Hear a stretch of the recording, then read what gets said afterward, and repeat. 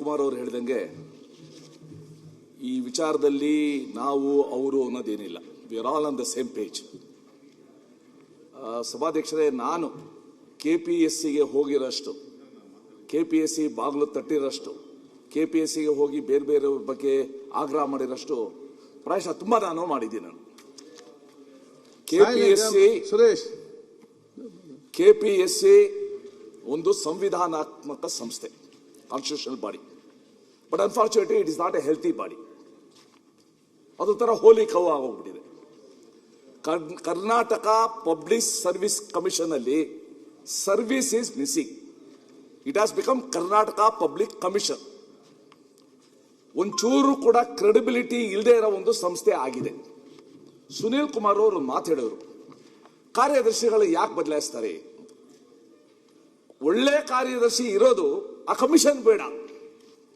ಆ ಕಮಿಷನ್ ಅವರು ಕಾರ್ಯದರ್ಶಿಗಳಿಗೆ ಎಷ್ಟು ಕಷ್ಟ ಕೊಡ್ತಾರೆ ಅಂತ ನಾನು ನೋಡಿದ್ದೀನಿ. ನಾನು ಸಭಾಧ್ಯಕ್ಷರೇ, ಈ ದೇಶದಲ್ಲಿ UPSC ಒಂದು ಎಕ್ಸಾಮ್ ನಡೆಯುತ್ತೆ, ಇಲ್ಲಿ KPSC ಎಕ್ಸಾಮ್ ನಡೆಯುತ್ತೆ.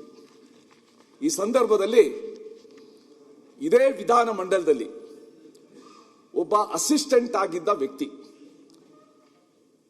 ಅಶ್ವತ್ಥಪ್ಪ ಸಾಗರ್ ಅಂತ ಇಲ್ಲೇ ಕೆಲಸ ಮಾಡ್ತಾ ಇದ್ರು. 2 ವರ್ಷದಿಂದ ಸಬ್ ಇನ್ಸ್ಪೆಕ್ಟರ್ ಆಗಿ ಆಯ್ಕೆ ಆದರು. Today he has secured 641st rank in UPSC. I think we should congratulate him. ಅವನು KPSCಗೆ ಕಾಯ್ಕೊಂಡಿದ್ದಿದ್ರೆ ಖಂಡಿತ ಅವನು ರ್ಯಾಂಕ್ ಬರ್ತಾ ಇರಲಿಲ್ಲ. ಇವತ್ತು UPSC ಮಾಡಿದ್ದಾನೆ. ಬೆಳಗ್ಗೆ ನಾನು ಉನ್ನತ ಶಿಕ್ಷಣ ಸಚಿವರ ಹತ್ರ ಮಾತಾಡ್ತಾ ಇದ್ದೆ. ರಾಜನ್ ಅವರೇ, ಉನ್ನತ ಶಿಕ್ಷಣ ಸಚಿವರ ಹತ್ರ ಮಾತಾಡ್ತಾ ಇದ್ದೆ. ಅವ್ರು ಹೇಳಿದ್ರು, ನಾವಿವಾಗ ಬೆಂಗಳೂರು ಇನ್ನು 3 ಕಡೆ ನಾವು 24x7 ನಾವು ರೀಡಿಂಗ್ ರೂಮ್ ಪ್ರೊವೈಡ್ ಮಾಡ್ತೀವಿ, ಕಾಂಪಿಟೇಟಿವ್ ಎಕ್ಸಾಮ್ ಮಾಡೋಕೆ ಮಾಡ್ತೀವಿ. ತುಂಬಾ ಕಷ್ಟಪಡ್ತಾರೆ ಆ ಹುಡುಗರು, ಕಣ್ಣಲ್ಲಿ ಎಣ್ಣೆ ಹಾಕೊಂಡು ಇವತ್ತು ಓದ್ತಾರೆ. If you go to Nagarbhavi, Chandra layout, ಅದೊಂದು ಹಬ್ಬ ಆಗೋಗ್ಬಿಟ್ಟಿದೆ. In fact it is quota of Karnataka. ಅಷ್ಟು ಜನ ಇವತ್ತು ಕಾಂಪಿಟೇಟಿವ್ ಎಕ್ಸಾಮ್ಗೆ ಇವತ್ತು ಕಷ್ಟಪಟ್ಟು ಓದ್ತಾರೆ. ಏನೋ ಹಂಬಲ, ನಾವೊಂದು ಆಗ್ಬೇಕು ಅಂತ. ಸಭಾಧ್ಯಕ್ಷರೇ, ಉದ್ಯೋಗದ ಹಕ್ಕು ಕೂಡ ಒಂದು ಮೂಲಭೂತ ಹಕ್ಕು. ಉದ್ಯೋಗನ ನಾವು ನಿರಾಕರಿಸಿದ್ರೆ ಆ ಮೂಲಭೂತ ಹಕ್ಕನ್ನ ನಾವು ನಿರಾಕರಿಸಿದಂಗೆ ಆಗುತ್ತೆ. ಬಹಳ ಮುಖ್ಯ.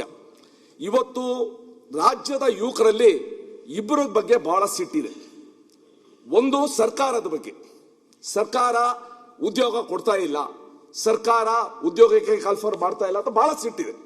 ಎರಡನೇ ಸಿಟ್ಟಿರೋದು KPSC ಬಗ್ಗೆ ಬಹಳ ಸಿಟ್ಟಿದೆ. ಅದು ಉದ್ಯೋಗ ಸೌಧ ಅಲ್ಲೇ ಅಲ್ಲ, ಅದು ನಿರುದ್ಯೋಗ ಸೌಧ. ಸರ್, ಆ ಚೇರ್ಮನ್ಗಳು, ಆ ಕಾರ್ಯದರ್ಶಿ ಮೆಂಬರ್ಸ್ ಜೊತೆ ನಾನು ಮಾತಾಡ್ತೀನಲ್ಲ, ಎಲ್ಲ ಹೊಟ್ಟೆ ತುಂಬಿ ಜನ. ಒಂದು ಫೈಲ್ ಹೋದ್ರೆ, ಯಾವುದು ಪ್ರಾವಿಷನ್ ಲಿಸ್ಟ್ ಕೊಡೋಂತ ಫೈಲು ಸೆಕ್ರೆಟರಿ ಹೋದ್ರೆ, I know how many months it takes. By rotation ಹೋಗ್ಬೇಕಾಗಿತ್ತು, ಇವಾಗೆಲ್ಲ ಚೇಂಜ್ ಮಾಡಿದ್ದಾರೆ ಅಂತ ಕೇಳ್ಪಟ್ಟಿದ್ದೀನಿ, ನನ್ಗೆ ಗೊತ್ತಿಲ್ಲ. ಒಂದು ಪ್ರಾವಿಷನ್ ಲಿಸ್ಟ್ ಕೊಡಕ್ಕೆ ಲೇಟು, ಫೈನಲ್ ಲಿಸ್ಟ್ ಕೊಡಕ್ಕೆ ಲೇಟು, ಫೈನಲ್ ಒಂದು ಅಟೆಂಡೆನ್ಸ್ ಇದು ಮಾಡಕ್ ಲೇಟು, ಪ್ರಿಲಿಮಿನರಿ ಎಕ್ಸಾಮ್ ಮಾಡ್ತಾರೆ, ಪ್ರಿಲಿಮಿನರಿ ಎಕ್ಸಾಮ್ ಮಾಡೋದು ಲೇಟು, ಮೇನ್ ಎಕ್ಸಾಮ್ ಮಾಡೋದು ಲೇಟು, ವ್ಯಾಲ್ಯೂಯೇಷನ್ ಲೇಟು. ಆ ವ್ಯಾಲ್ಯೂಯೇಷನ್ ಮಾಡಿಸಿ ಅಂತ ಕೇಳೋಕ್ಕೋಸ್ಕರ ನಾನು ಓಡಾಡಿದ್ದೀನಿ. ನಾನು ಇದರಿಂದ ಬಹಳಷ್ಟು ಜನ ಯುವಕರು ಹತಾಶರಾಗ್ತಾರೆ, ಸಿನಿಕರಾಗ್ತಾರೆ. ಅವರೇ ಈ ಸಿಸ್ಟಮ್ ಬಂದ್ರೆ, ಸುನೀಲ್ ಅವ್ರು ಹೇಳ್ದಾಗೆ 25-30 ವರ್ಷ ಈ ಸಿಸ್ಟಮ್ ನಲ್ಲಿ ಅವ್ರು ಕೆಲಸ ಮಾಡಬೇಕು. ಸಿನಿಕರಾದವರು ಒಂದು ಈ ಸಿಸ್ಟಮ್ ಬಂದ್ರೆ ನಾವು ಮುಂದಿನ ಪೀಳಿಗೆಗೆ ಎಂತ ಸರ್ಕಾರ ಕೊಡ್ತೀವಿ ನಾವು? ನನ್ಗನ್ಸುತ್ತೆ ಇದ್ರ ಬಗ್ಗೆ ನಾನು ಮುಖ್ಯ ಕಾರ್ಯದರ್ಶಿ ಅನೇಕ ವಿಜಯ್ ಭಾಸ್ಕರ್ ಇದ್ದಾಗ, ರವಿಕುಮಾರ್ ಇದ್ದಾಗ ಎಲ್ಲಾ ಮುಖ್ಯ ಕಾರ್ಯದರ್ಶಿಗಳ ಜೊತೆ ನಾನು ಮಾತಾಡಿದ್ದೀನಿ. ವಿ ಶುಡ್ ಡೂ ಸಮಥಿಂಗ್ ಅಂತ. They cannot go unanswered. ಒಂಥರ ಅವ್ರು ಏನ್ ಬೇಕಾದ್ರೂ ಮಾಡಬಹುದು ಅಂತ ಅನ್ನಲ್ಲ, ಅಂತ ಸ್ಥಿತಿ ಬರಬಾರ್ದು. ಆದ್ರೆ ಇವತ್ತು ಬೆಕ್ಕಿಗೆ ಗಂಟೆ ಕಟ್ಟಬೇಕು ಅಂತ ಎಲ್ಲರಿಗೂ ಕೂಡ ಗೊತ್ತು. ಕಟ್ಟೋರು ಯಾರು, ಯಾವ ರೀತಿ ಮಾಡಬೇಕು? ಮುಖ್ಯಮಂತ್ರಿಗಳ ಹತ್ರ ಮಾತಾಡಿದ್ದೀನಿ, ಪರಮೇಶ್ವರ್ ಅವ್ರ ಹತ್ರ ಮಾತಾಡಿದ್ದೀನಿ.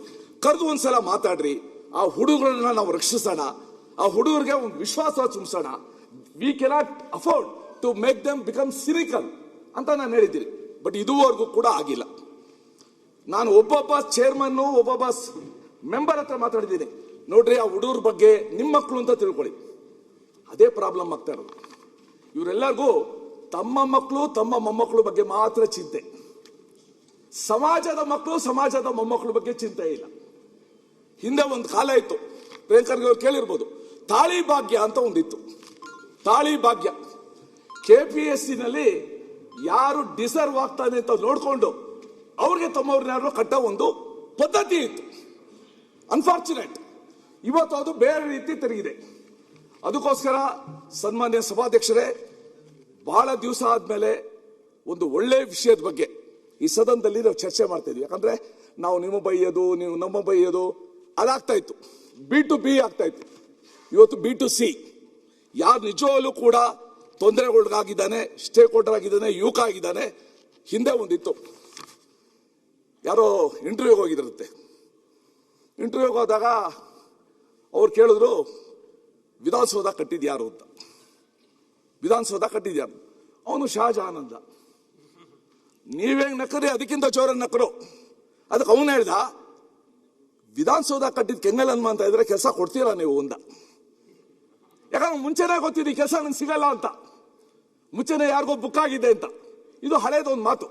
ಆದ್ರೆ ಇವತ್ತು ಕೂಡ ಸುನೀಲ್ ಕುಮಾರ್ ಅವರು ಹೇಳಿರೋದನ್ನ ಪ್ರತಿಯೊಂದೂ ಕೂಡ ನಾನು ಪುನರುಚ್ಚರಿಸದೆ ಸಮರ್ಥಿಸ್ಕೊಂಡು, ನಿಮ್ಮ ಮೇನ್ ಎಕ್ಸಾಮ್ ವ್ಯಾಲ್ಯೂಯೇಷನ್ ಹೇಗಾಗತ್ತೆ, ಆ ವ್ಯಾಲ್ಯೂಯೇಟರ್ಸ್ ಯಾರಾಗ್ತಾರೆ, ನಿಮ್ಮ ಹತ್ರ ಏನಾದರೂ ಕೂಡ ಒಂದು ವ್ಯಾಲ್ಯೂಯೇಟರ್ಸ್ ಬ್ಯಾಂಕ್ ಅಂತ ಮಾಡಿ ಅವ್ರನ್ನ ವ್ಯಾಲ್ಯೂಯೇಷನ್ ಮಾಡಕ್ ಬಿಡ್ತೀರಾ? ಅಥವಾ ಹಿಂದೆ ಯಾರು ಉತ್ತಮವಾಗಿ ಕೆಲಸ ಮಾಡಿದ್ದಾರೆ ಕಾರ್ಯದರ್ಶಿಗಳು, ಅವ್ರನ್ನ ಒಂದ್ಸಲ ಕರೆದು KPSCನಲ್ಲಿ ಏನ್ ಲೋಪದೋಷ ಇದೆ, ಏನ್ ಮಾಡಬೇಕು ಅಂತ ನಾವೇನೋ ಯೋಚನೆ ಮಾಡ್ತೀವ. ಸೊ ಅಲ್ಟಿಮೇಟ್ಲಿ ಜಪಾನಲ್ಲಿ ಒಬ್ಬ ಇದ್ದ, ಅವನು ಹೇಳ್ದ, ದೇಶ ಹಾಳಾಗೋದು ಬಾಂಬ್ಗಳಿಂದ ಅಲ್ಲ, ನಮ್ಮ ಯುವಕರನ್ನ ಕಳ್ಕೊಂಡ್ರೆ ಅಂತ. Once we lose hour youth force, ಯಾವುದು ಬೇರೆ ವ್ಯಸನಗಳಿಗಿರ್ಬೋದು ಅಥವಾ ಸಿರಿಕತನಕ್ಕಿರ್ಬೋದು, ಬಹಳ ತೊಂದರೆ ಆಗ್ತದೆ. ಈ ದೃಷ್ಟಿಯಿಂದ ನಾನು ಒಂದು ಶಾಶ್ವತವಾದ ಪರೀಕ್ಷಾ ಮೌಲ್ಯಮಾಪಕರ ಮಂಡಳಿಯನ್ನ ರಚಿಸಿ, ಒಂದು ವ್ಯಾಲ್ಯೂಯೇಷನ್ ಒಂದು ಪರ್ಮನೆಂಟ್ ಒಂದು ಬಾಡಿ ನಡೆಸಿ, KPSC ನಡೆಸುವ ಎಲ್ಲಾ ಪರೀಕ್ಷೆಗಳಿಗೆ ಇಲ್ಲಿಂದ ಮೌಲ್ಯಮಾಪಕರನ್ನ ನಾವು ಉಪಯೋಗಿಸ್ಕೋಬಹುದಾ ಅಂತ ದಯವಿಟ್ಟು ಯೋಚನೆ ಮಾಡಿ. ಎರಡನೇದು, ಲಿಖಿತ ಪರೀಕ್ಷೆಯಲ್ಲಿ ಅದು ಗೊತ್ತು, ಬಹಳ ಹಿಂದೆ ಸರ್ ಈ KPSC ಬಗ್ಗೆ ಹೈಕೋರ್ಟ್ನಲ್ಲಿ ಎಷ್ಟು ಆರ್ಗ್ಯುಮೆಂಟ್ ಆಗಿದೆ ನೋಡಿದ್ದೀನಿ. ಹೈಕೋರ್ಟ್ ಜಡ್ಜ್ಗಳು ಎಷ್ಟು ಮಟ್ಟಿಗೆ ತಮ್ಮ ಬೇಸರವನ್ನ, ನಿರಾಶೆಯನ್ನು ವ್ಯಕ್ತಪಡಿಸ ನೋಡಿದ್ದೀನಿ. ಮೇಯ್ನಲ್ಲಿ ಒಳ್ಳೆ ಮಾರ್ಕ್ಸ್ ತಗೋತಾರೆ, ವೈಭವ್ನಲ್ಲಿ ಅತ್ಯಂತ ಕಡಿಮೆ ಮಾರ್ಕ್ಸ್ ಅವರು ಕೊಡ್ತಾರೆ. ಮೇಯ್ನಲ್ಲಿ ಅತ್ಯಂತ ಕಡಿಮೆ ತಗೊಂಡಿರ್ತಾರೆ, ವೈಭವ್ನಲ್ಲಿ ಅತ್ಯಂತ ಹೆಚ್ಚಿಗೆ ಮಾರ್ಕ್ಸ್ ತಗೊಂಡು ಅವ್ರು ಪಾಸ್ ಆಗಿಬಿಡ್ತಾರೆ. ಇದರಿಂದ ಏನಾಗುತ್ತೆ?